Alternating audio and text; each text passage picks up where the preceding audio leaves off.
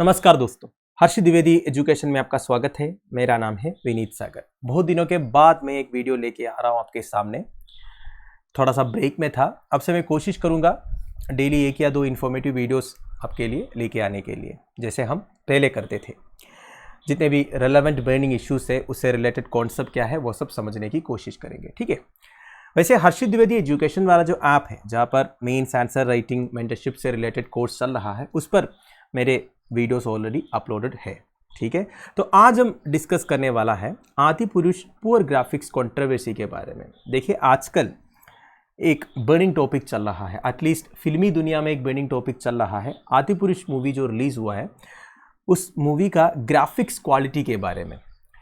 कुछ महीने पहले इस मूवी का टीजर रिलीज हुआ था, तभी लोगों को समझ में आ गया था ग्राफिक्स क्वालिटी उतना अच्छा नहीं है, तो काफ़ी कंट्रोवर्शियल इशू बन चुका था। फिर मूवी के जो क्रिएटर्स है, बेसिकली जो फिल्म का जो ग्राफिक्स डिपार्टमेंट, उन्होंने डिसाइड किया कि फिल्म का जो ग्राफिक्स पार्ट है वो रीडू करते हैं।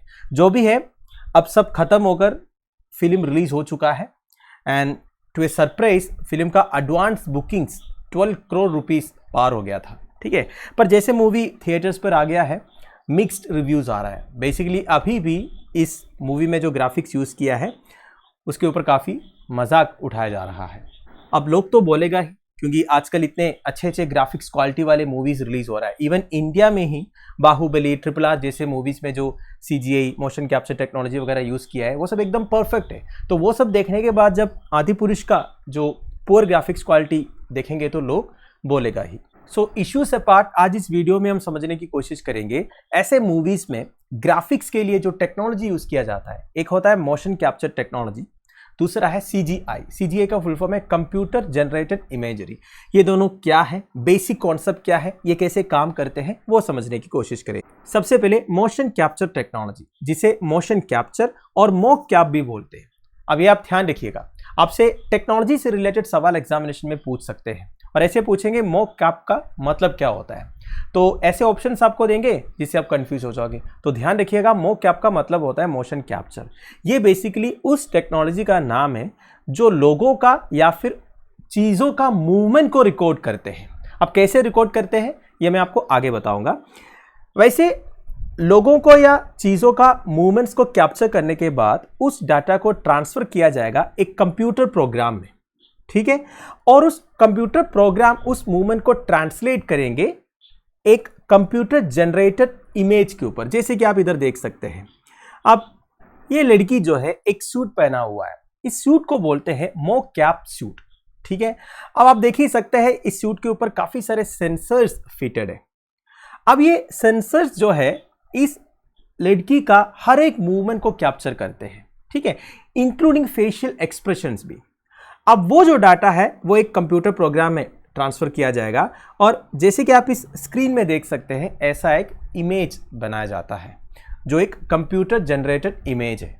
नाउ मोशन कैप्चर टेक्नोलॉजी का सबसे अच्छा एग्जांपल है अवतार मूवी जो है। आप सभी ने इस मूवी को देखा होगा, आपको ये भी पता होगा ये जो मूवी है पूरा एक स्टूडियो के अंदर शूट हुआ था। अब मूवी में जो उनका प्लैनेट दिखाया गया, जितने भी कैरेक्टर्स दिखाए गए, वो सारे कंप्यूटर जनरेटेड इमेजेस थे।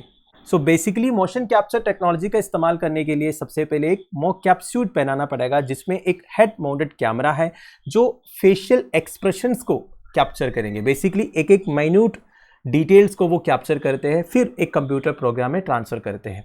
वैसे पूरे शरीर पर सेंसर्स लगा हुआ है, हर एक जॉइंट पर सेंसर्स लगा हुआ है, ठीक है। तो आपका जो चलने का स्टाइल है, बैठने का स्टाइल है, दौड़ने का स्टाइल है, बात करने का स्टाइल है, हर एक बॉडी मूवमेंट को वो कैप्चर करते हैं। फिर वो डाटा को एक कंप्यूटर प्रोग्राम में ट्रांसफर करने के बाद आपका एक कंप्यूटर जनरेटेड इमेज को क्रिएट करेंगे।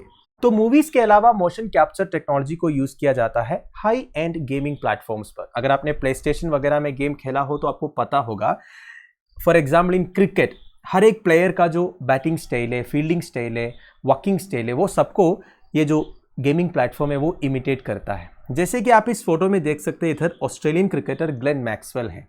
तो एक गेमिंग प्लेटफॉर्म के लिए इन्होंने काम किया था। इन्होंने क्या किया, हर एक प्लेयर का, बेसिकली जो फेमस प्लेयर्स है उनका बैटिंग स्टाइल को इमिटेट करके दिया था, उनका मूवमेंट्स को इमिटेट करके दिया था, और वो डाटा को कैप्चर करके उन्होंने एक एक कंप्यूटर जनरेटेड कैरेक्टर्स को बनाया था।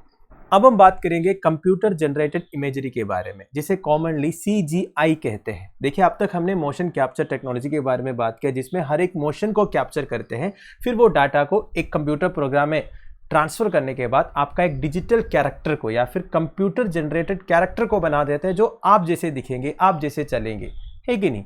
वेयरएज़ कंप्यूटर जनरेटेड इमेजरी थोड़ा सा अलग है। इसमें क्या होता है ना, कंप्यूटर की सहायता से एक बैकग्राउंड इमेज को या फिर कोई ना कोई एक कैरेक्टर को क्रिएट करेंगे स्क्रीन के ऊपर। अब CGI का तो बहुत एग्जाम्पल्स है आपके सामने। आजकल मेजोरिटी ऑफ मूवीज में CGI का इस्तेमाल किया जाता है, कोई ना कोई एक बैकग्राउंड को क्रिएट करने के लिए या फिर कोई एक कैरेक्टर को क्रिएट करने के लिए। ये इमेज देखिए आप, ये एवेंजर्स मूवी का एक सीन है जिसमें ये पांचों कैरेक्टर्स जो है एक्चुअली स्टूडियो में ट्रेडमिल के ऊपर दौड़ रहा है और पीछे ग्रीन कलर का बैकग्राउंड है। अब कंप्यूटर जनरेटेड इमेजिंग के थ्रू या फिर CGI के थ्रू ये जो पूरा ग्रीन बैकग्राउंड है, इस पर ये भीड़ क्रिएट किया है, इतने सारे इमेजेस को क्रिएट किया है। तो ये ग्रीन कलर को ऐसे बैकग्राउंड क्यों यूज किया जाता है? देखिए दोस्तों, आपको समझना है, ऐसा कोई जरूरी नहीं है ग्रीन कलर ही यूज करना है, कभी कभी ब्लू कलर भी यूज करते हैं। बेसिकली उस कलर को ऐसे बैकग्राउंड यूज करना है जो उस पर्टिकुलर सीन में यूज नहीं किया जाता है। बाद में उस पर्टिकुलर कलर को अगर ग्रीन यूज कर रहा है तो ग्रीन को, ब्लू यूज कर रहा है तो ब्लू को कंप्लीटली डिलीट करते हैं और उस जगह पर दूसरा कोई बैकग्राउंड को वो इंसर्ट करते हैं। जैसे कि इस ग्रीन बैकग्राउंड के ऊपर इन्होंने ये पूरा सीन को इंसर्ट किया। और एक एग्जांपल देखिए, ये एक इंडियन मूवी है, भाग मिल्खा भाग, आप लोगों ने देखा होगा। अब उस मूवी का जो क्लाइमैक्स में जो रनिंग होता है, उसमें स्टेडियम पूरा भरा पड़ा है, पर आपने सोचा होगा इतने सारे लोग कहां से मिले शूटिंग के लिए। एक्चुअली ये कंप्यूटर जनरेटेड इमेजिंग के थ्रू ही क्रिएट किया था। ये जो भीड़ है, ये और कहीं का भीड़ है। इस भीड़ को इन्होंने इधर रिक्रिएट किया है। बेसिकली जब इस मूवी का शूटिंग हुआ होगा तो पीछे ग्रीन या ब्लू कलर का बैकग्राउंड लगा के ही शूटिंग किया होगा, बाद में उस बैकग्राउंड पर इस भीड़ को इंसर्ट किया। तो दोस्तों दैट्स इट। तो बेसिकली आपको motion capture technology and computer generated imaging के बीच में जो बेसिक डिफरेंस है ये समझना है। आपको मैंने बताया, मोशन कैप्चर टेक्नोलॉजी में मोकैप सूट पहनाया जाता है जिसमें सेंसर्स फिटेड है जो हर एक मूवमेंट को, फेशियल एक्सप्रेशंस को कैप्चर करके उस डाटा को एक कंप्यूटर प्रोग्राम में ट्रांसफर करते हैं, फिर एक कंप्यूटर जनरेटेड इमेज को वो बना देते हैं जो आपके जैसे चलेंगे, बैठेंगे, मूवमेंट करेंगे। वेरास कंप्यूटर जनरेटेड इमेजिंग में ज्यादातर ये ग्रीन बैकग्राउंड यूज किया जाता है जहां पे दूसरा कोई बैकग्राउंड आ जाएगा। कभी कभी कोई एक पर्टिकुलर सीन का कोरियोग्राफी या ब्यूटी को एनहांस करने के लिए भी कंप्यूटर जनरेटेड इमेजरी यूज किया जाता है।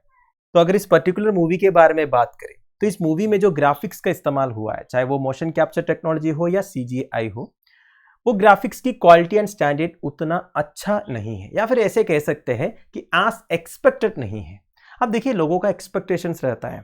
अब इंडिया में पहली बार रिलीज थोड़ी हो रहा है कोई एक बिग बजट मूवी। इससे पहले काफी सारे बिग बजट मूवीज आए हैं, उसमें से मेजोरिटी सक्सेसफुल भी रहे हैं, जैसे कि Baahubali 1, 2, RRR, KGF, Pathaan et cetera. ये सारे मूवीज में अच्छा खासा ग्राफिक्स का इस्तेमाल हुआ है और वो ग्राफिक्स की क्वालिटी भी अच्छा था।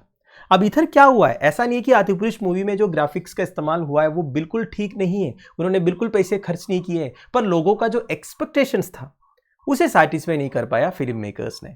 तो दोस्तों दैट्स इट। आई होप आपको वीडियो इन्फॉर्मेटिव लगा होगा। इस बारे में आपका क्या ओपिनियन है, आप मुझे प्लीज कमेंट बॉक्स में बता दीजिएगा। Thank you for watching. Bye bye. Have a nice day.